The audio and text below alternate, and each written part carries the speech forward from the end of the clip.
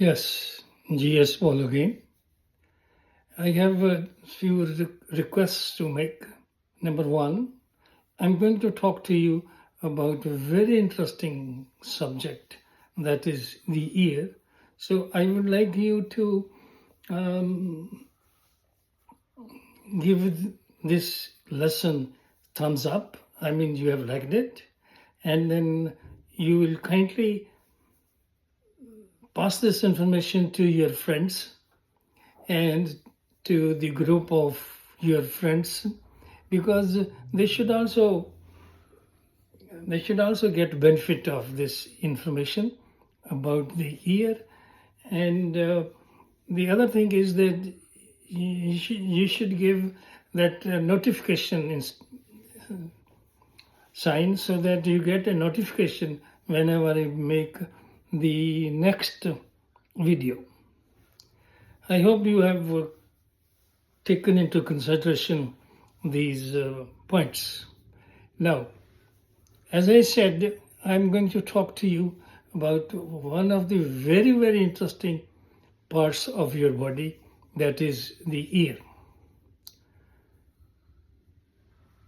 Can you imagine somebody having no ears, or having an ear and not functional?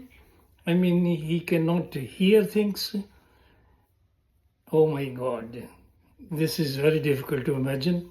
And if you have imagined, I'm sure you will say that we, you and us, are very lucky persons, that we have our ears working order and working perfectly. So we should be thankful to God and His miracles that He has put into our body. Now let's start with the ear. I'll discuss the ear under two main headings. Number one, its structure, and number two, its function. To explain the structure precisely, we have divided the ear into three parts.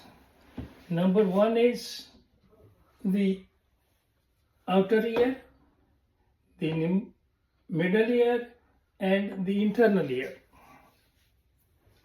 The outer ear consists of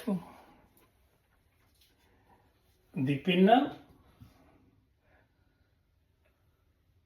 and this tube called the auditory meatus, or the ear canal, which has a drum ear membrane called the tympanum, or the eardrum. These are the three structures of the external ear. In the auditory meatus, there are present some hair-like structure or cilia, and some in the tube there are present certain glands called the wax glands. So in addition to those three structures, in the auditory meatus, we have two more structures, that is the hair or cilia and the wax glands. Now the middle ear, this is the middle ear, consists of three bones, one of the smallest bones of our body. The name of these bones is malleus, incus, and stapes. And probably the stapes is the smallest bone of our body. The stapes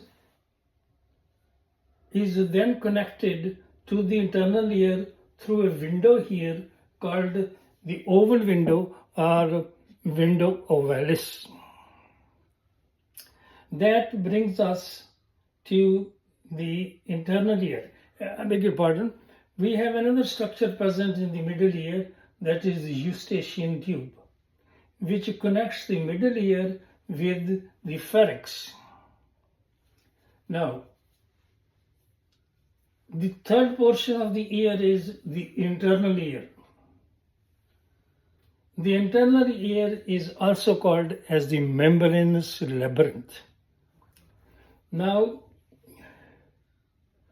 the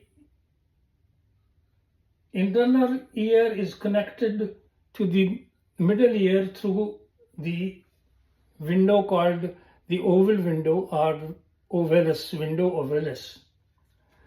In the middle ear, in the internal ear, there is a fluid called the perilymph. This is the perilymph. In the perilymph floats the membranous labyrinth. The membranous labyrinth is supposed to be something like flask floating in the perilymph. Now, this flask-shaped structure has three main components: the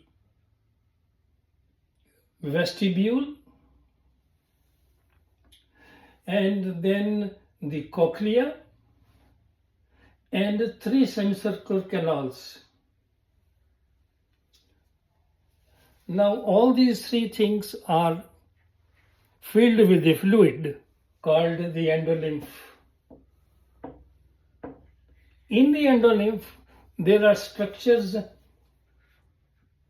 there are particles like sand particles, and these particles are called the otolith particles.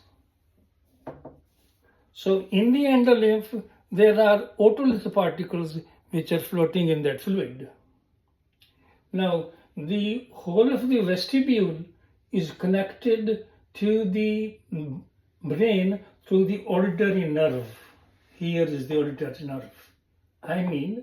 The membranous labyrinth is connected to the brain through the auditory nerve. Now, this is the structure of the human ear. Now, how it functions, very interesting. This is all miracles of nature or that of God. So we should worship God anyway. So the external ear, the pinna, the eustachian tube, the auditory meatus collect the sound waves and direct these auditory meatus directs the sound waves onto the tympanum. The sound waves which are collected by the pinna are directed onto the tympanic membrane or the tympanum by the auditory meatus in such a way that the sound travels in longitudinal waves in such a way that the tympanum is set into vibrations like this.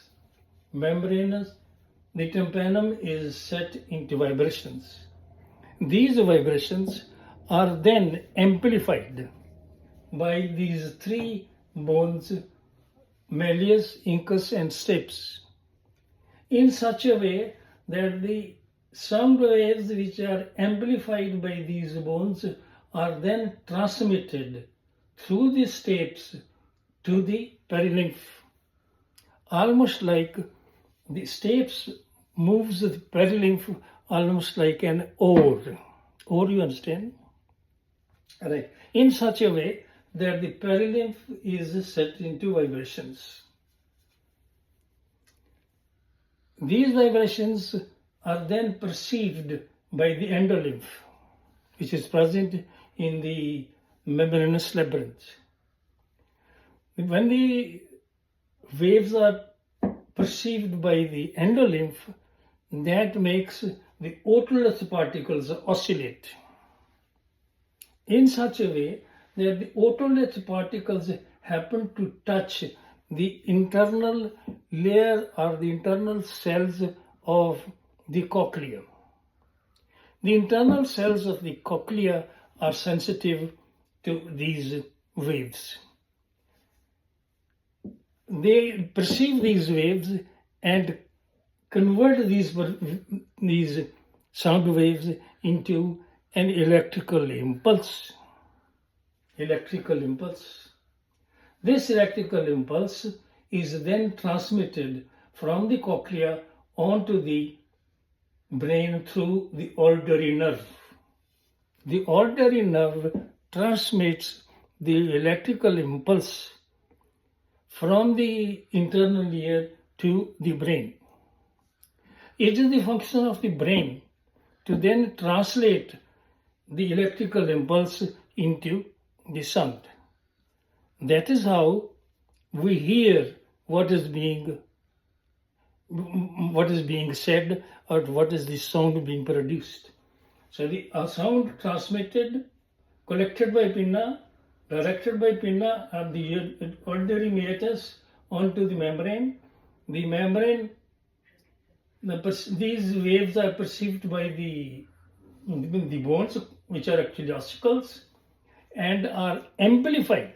These bones amplify the sound waves, and these amplified sound waves are then perceived, then received by the internal ear, by the perilymph, and the perilymph then makes the endolymph move, and the endolymph makes the otolith particles to vibrate, and the otolith particles happen to touch the internal cells of the cochlea, which are sensitive to these waves, and converting these sensitive, these